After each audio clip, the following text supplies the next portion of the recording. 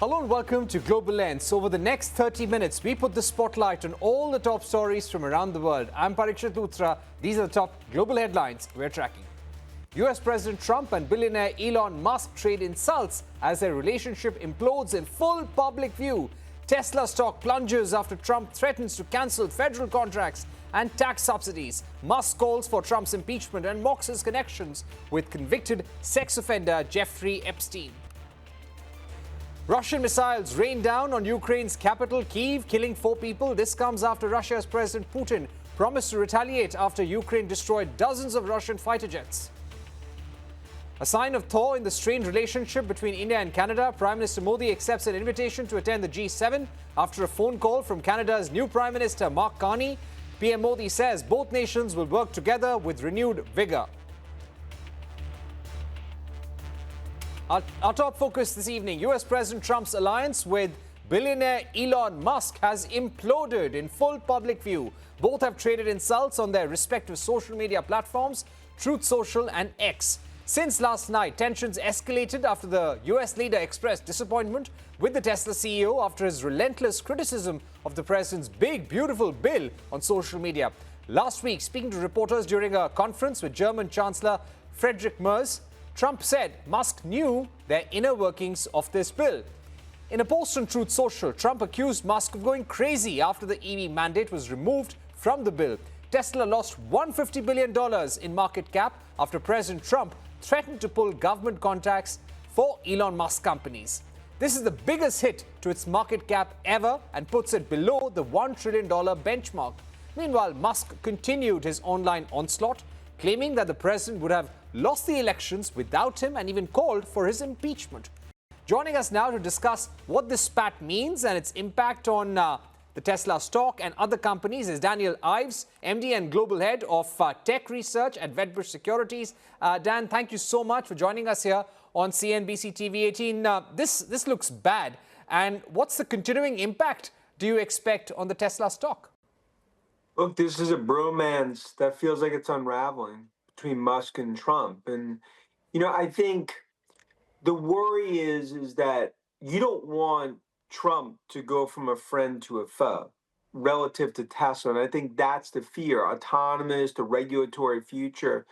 Look, this has really turned into a frenemy situation, but it really feels more like a junior high school fight. I believe it will be resolved, hopefully soon, with intermediaries. But look, it's not good news for Trump or Musk. Absolutely. We had seen Elon Musk moving out of Dodge, and many of the investors were relieved because they didn't like his association with the government. But at what point and what, according to you, was the trigger for things to go down south and so rapidly? I think there are a few triggers. I mean, one, look, Musk basically put his reputation online. And when you think about Doge, the brand issues that ultimately were caused there, then all of a sudden you call it the big, beautiful bill, in terms of raising spending, goes totally against, right, in terms of everything Musk was doing with Doge. And that's one thing. I think, two, especially with space program and some of the appointees that didn't ultimately get in that I think Musk wanted. And there was already a lot of frustration with Navarro and others, and it boiled up. But this is a Twilight Zone situation. And I believe, now for Musk, the board could have to get involved. You need to ultimately de-escalate this. Right. Going forward, this is all coming at a time when Tesla is already under pressure in China, in Europe, and also in the US. They're looking at dwindling sales. Do you expect investors, board members of Tesla, to start asking questions about the manner in which Elon Musk is acting and whether this is even suiting the company? Look, I continue to believe, and me and you have talked about it over the years, Tesla is Musk, Musk is Tesla. I believe it's the biggest asset for Tesla is Elon Musk. But look, if in the future, it's really the autonomous, the robotics vision. I mean, I think from an AI play, Tesla could be a $2 trillion market cap. But things like this last 24 hours doesn't help. And you cannot have Trump going from a best friend to an enemy. Right. What's at stake if this relationship does not improve? We believe that there could be a phone call. Both leaders may speak, and the White House is trying to arrange a call as well. But if things don't improve in the next few weeks, what all is at stake, according to you? I wouldn't even say the next few. I'd say over the next week and even in the coming days, because the worry is look, autonomous regulatory. You need a softer regulatory path. That's where Trump comes in. You don't want Trump to start blocking things that are Musk driven, because even when you think SpaceX, to Tesla, some of the AI initiatives, you want Musk with some seat at the table, at least as an advisorish sort of friend. You don't want an enemy. And I think that's the fear here is that with these personalities, I mean, look, instead of watching WWE and wrestling from the stands, feels like they're actually getting into the match. Right. The next question that I'd like to ask you is about Tesla's India entry. Does this fight that they've had openly on social media impact Elon Musk's India plans? They've just hired another showroom space in Mumbai. So they've got 3 showroom spaces between Mumbai and Delhi that they've already have in the bank. Do you think this could positively or negatively impact things? I don't think it impacts things. I mean, I continue to view India as a huge target market. Obviously, there have been missteps in terms of, maybe some of the execution there to get things out there sooner. But now, you're seeing in terms of the showrooms, you see what I believe is going to be production coming out of India. And I think you got to put India, when you think about new markets that Tesla's going after, that's a top 3 market in the world that they're going after. Right. And what about Starlink? We believe that today Starlink from the Indian government has got an important license. How important do you think is for Elon Musk to bring Starlink into India, diversify the space for SpaceX as well? How much of that action will be India-oriented? How much of his focus will be India-oriented in the months to come? I think when you look at India, I mean, Starlink, I think, is actually the perfect case study for India, right? When you think about some of the opportunities there. And it's part of the Musk ecosystem. It's not just about Tesla, Starlink, SpaceX. I mean, and even some of the AI initiatives. Absolutely. And give us also a sense of how Elon Musk would actually now claw back market share. Do they have the products available? Do they have a strategy in place to take on BYD, the Xiaomis of the world who are launching cars, beating them in China and other European markets? What's going to be the strategy that Elon Musk will use now to turn things around? Yeah, great question. Look, part of it is no one knows outside of Tim Cook the China market better, right? So I think it's turning around some of the sales there, demand. You need a next-gen vehicle. You need a refresh. These are all things that need to happen. You need the brand damage to stop. You need Musk to focus on Tesla. Look, I only believe we're in the first chapter of the Tesla story. The biggest chapter is still ahead, autonomous robotics. Right. So you believe that is something autonomous That's the robotics. golden jewel. Yeah. That's the golden jewel, and that is something that could turn things around for Elon Musk. And finally, any word on the low-cost car from Tesla, whether this is going to hit the markets very soon? Look, that's been delayed, right? And I think you need that to come. You need refreshes. You need new models. I mean, look what BYD is doing. Even the U.S., a lot of the automakers, and refresh is the key. But look, no one has the scale and scope of Tesla. And there's only one Elon Musk, love him or hate him. And that continues to be the biggest asset for Tesla. But this frenemy junior high school battle, it's not helping. Right. Thank you so much, Dan Ives, for joining us with your perspective on the spat between Elon Musk and the US president. And hopefully this will get resolved in the next couple of days. Here's a quick look at the other stories that we are tracking. Israel bombs Lebanon's capital Beirut. Despite a ceasefire agreement with the Hezbollah, no food distribution in Gaza for the 3rd straight day as the aid agency backed by US and Israel remains shut. United Nations warns children in Gaza are suffering from acute malnutrition. A federal judge has temporarily blocked U.S. President Donald Trump's order barring international students from entering the U.S. to study at Harvard University. The judge said Harvard would face immediate and irreparable injury if the proclamation went into effect. Harvard asked the judge to block the ban, arguing that Trump failed to back up his claims that the students posed a threat to national security. U.S. President Trump dials Chinese President Xi amidst a stalemate between two nations on trade talks. Chinese state media reports that Xi stressed on dialogue and cooperation as the only correct choice. Trump said that the call resulted in a very positive conclusion for both countries.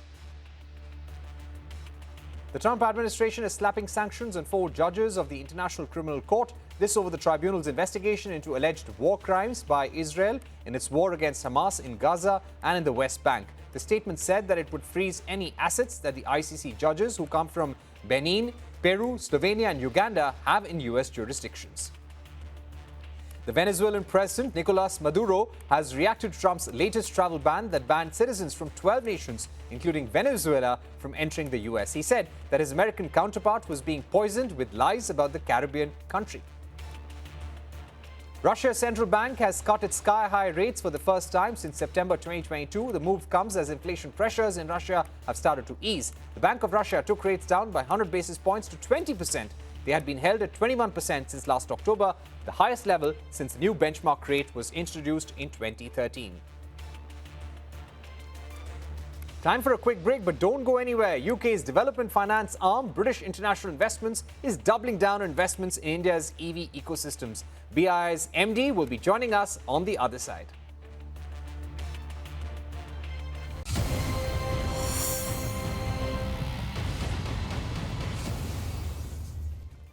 Welcome back to Global Lens. India and UK recently concluded FTA negotiations. While this is likely to give a $6.4 billion annual economic boost to the UK, the two-way trade is likely to increase from $60 billion in 2024 to $100 billion by 2030. But irrespective of the FTA, British International Investments, UK government's development finance arm, is extremely positive on the India growth story. BII has a global portfolio of $9.2 billion. 26%, or the highest allocation of BII's investments, are for India. The institution clocked a valuation of $2.37 billion from its investments across 500 companies in India. So how does the BII, British International Investments, see India in the current geopolitical environment? And what are their big bets for 2025? I spoke to Srini Nagarajan, Managing Director and Head of Asia at British International Investments, and started by asking him about BII's current investment in India. Let me say, I want to give you some main messages from our perspective. If you look at any growing economy, what do investors look for? There are 3-4 attributes. Number 1, a stable policy environment for investing. 2, track record of having made returns on a consistent basis. 3, lesser friction in execution. And 4, availability of high quality talent. India has delivered, and it will continue to. So I don't see any reason why investors should not choose India as an investment destination. And you show me how many emerging markets we invest in them have that kind of a track record. That's the first one.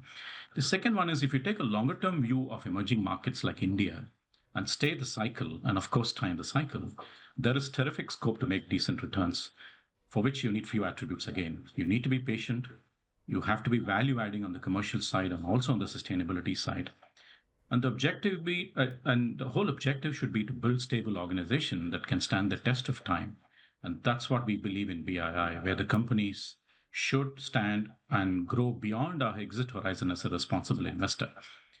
And the third and the short point I want to make here is, it's important from an investor perspective. Investors develop expertise in few sectors that go deeper, and that provides an opportunity to be an early mover and spot prospects. India offers you that luxury, and in our opinion, it remains an attractive investment destination. Let me come to BII, since you asked the question. India is around 20% of our balance sheet, and we have a long-term history having invested in the country since mid-80s. We have a total portfolio of around $2.4 billion, invested in 567 companies across India. This, we split it across 3 investment verticals. One is financial services, second one is climate and infrastructure, third one is industrial technology services. And I think there are a few attributes which I want to also mention. Why do we exist as a DFI in countries like India, which is largely growing? First of all, I think you know the role of development financial institutions have to be differentiated as opposed to a commercial investor. What do I mean by that? We are not here to crowd out private capital. We are here to actually crowd in private capital. We have our differential pools of capital, which is growth, catalyst, kinetic, depending on the risk and the development impact metrics which is able to deliver. And we want to be the stimulant for crowding into other forms of commercial funding, given our ability to take greater levels of risks. Right. And there are numerous examples. That's exactly why we are there as an institution, is to be that stimulant and catalytic factor, which then sets a base. We are willing to take greater levels of risk for the other investors to come in later. Okay. We are generally more product agnostic and use these products much more judiciously where we can create the best levels of impact. And I think, as a development institution, finally, we won't deliver our mission unless we are able to deliver our impact goals, which is generally predicated on productivity, sustainability, and inclusion. And thus are measurable indicators on an ex-ante and an ex-post basis. Let me stop there. You were a big investor in the Mahindra Group for their EV portfolio. Give us a sense of the kind of companies in the renewable space, in the electric vehicle space, that you are excited about investing in and supporting in the year 2025 and beyond. Thank you for that. I mean, this is a very important segment for us because, as you know, India urgently requires electric vehicles to combat the severe air pollution and achieving the net zero by 2070. Part of the reason why we invested, and Indian government has set an ambitious target of 30% EV penetration by 2030. So currently the EV penetration accounts for around 6.4% of the total vehicles sold in the country. So what we are trying to do is to play a very key role in driving the EV innovation and adoption through investments. And what we are trying to do there is to fundamentally invest across the value chain. You talk about manufacturing, you talk about charging stations, you talk about battery swapping, you talk about battery recycling. So across the chain, when you invest here, I think they will definitely play a very critical role in the evolution of EV over a period of time. Well, I must say that, look, some of these businesses like charging stations, battery swapping remain a little bit subscale at this point in time. But as the evolution of EV goes up substantially, we do anticipate these businesses will build up. So we have invested around $330 million in the EV sector and will continue to invest in this particular segment. As you know, we invested in the EV arm of Mahindra. And besides that, we have made investments in Oilo Motors, Turno, Battery Smart. And I think we will continue to invest on the manufacturing side and also expand that into the component and the financing side. As you know, financing is a very important part. Otherwise, this EV segment will never grow. It's a space which will take a lot of investments, and we plan to invest across the value chain. And our ability to also take these concepts from India to the rest of the markets, emerging markets, is very high. And this one point I want to make here, which could be a slight digression, is the interest of Indian entrepreneurs to go into countries in East Asia and vice versa, because in terms of the evolution of these markets, they're quite similar, is quite high. So the replicability of these models from one economy to the other is something what we call South-South cooperation, particularly on the EV side, is something we're interested in. All right. How are the current tariff wars that we are seeing, Srini, impacting your investment strategies? It is very uncertain. On a day-to-day basis, things are changing. How does that impact things for you? I mean, it is slightly uncertain at this point in time. And at the end of the day, I must say that uncertainty is not good for any of the macroeconomies. The sooner this gets settled, the better it is for the emerging markets. When you look at countries in South Asia, Southeast Asia, there is a certain amount of uncertainty about this, really. But having said that, I think the global uncertainties will settle down and have to settle down.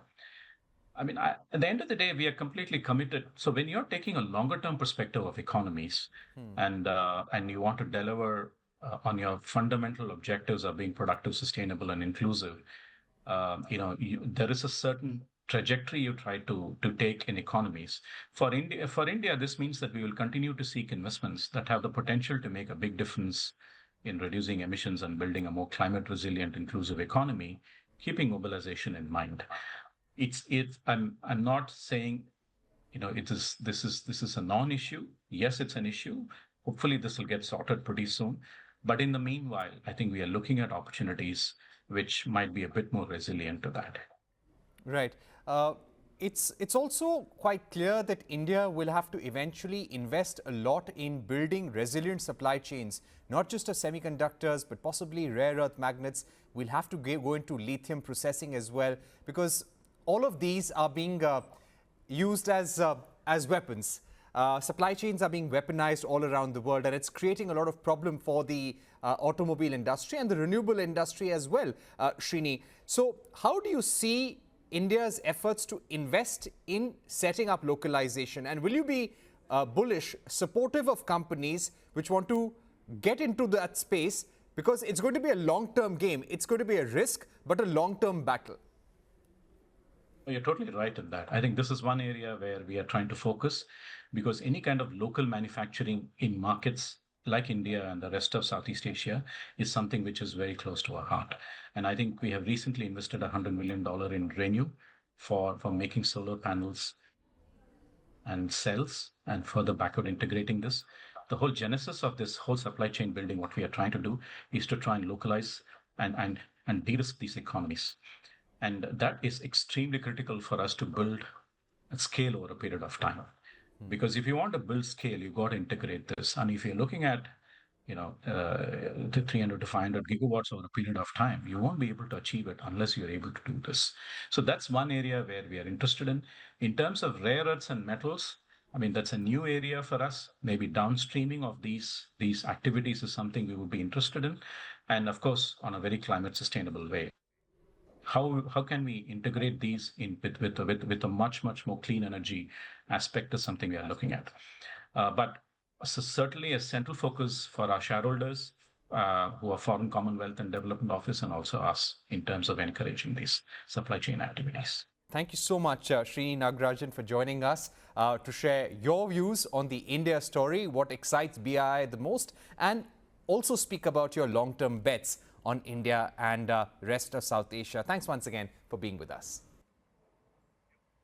On to all the trending stories now. Indian Prime Minister Narendra Modi has inaugurated the world's highest single-arch railway bridge in Kashmir. The bridge will connect the valley region of Kashmir with the rest of the country by train for the very first time. The showpiece infrastructure project, which is built over the Chenab River, is 35 meters taller than the Eiffel Tower and took the Indian Railways more than 20 years to build. Jordan and Uzbekistan have qualified for FIFA World Cup for the first time in the history of tournament. Both the teams were seen celebrating the feat, and so were the fans. The 2026 World Cup will have a record 48 teams in the tournament, to be co-hosted by the US, Mexico and Canada. Football legend and philanthropist David Beckham is expected to finally receive a knighthood next week.